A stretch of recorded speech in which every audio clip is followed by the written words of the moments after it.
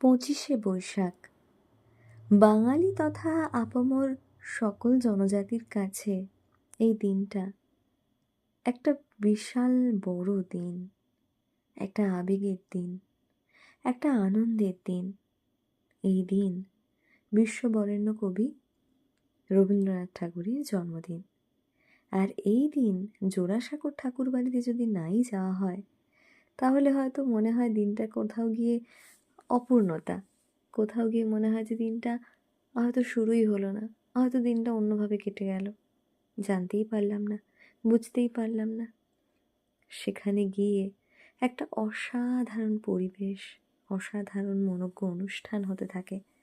তা বাদে বলার কোনো ভাষা থাকে না, হয়তো আমি আজকে বলতে গিয়ে কথা আটকে যাচ্ছে, জড়িয়ে যাচ্ছে। একটা আবেগ কাজ করে এই জোড়াসাঁকো ঠাকুর বাড়িতে। অসাধারণ পরিবেশ। আমিও চলে গিয়েছিলাম জোড়াসাঁকো ঠাকুর বাড়িতে 25শে বৈশাখের দিন। সেটাই আজকে এই ভ্লগে শেয়ার করব। অসাধারণ অনুষ্ঠানের আয়োজন করা হয়, সেটাই কিছু অংশ দেখাবো।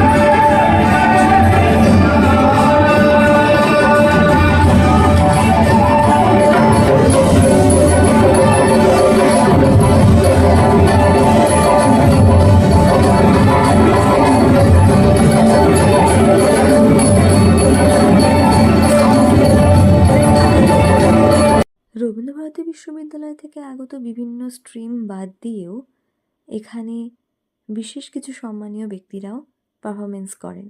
আর পারফরমেন্সের মাঝখানে যেখান থেকে বসে দেখা হয় বা দাঁড়িয়ে অনুষ্ঠান উপভোগ করা হয়, সেখানে যে কোনো ডিস্টারবেন্সই ভীষণ বিরক্তিকর, যেটা এই রিয়াকশানে তোমরা বুঝতে পারছো।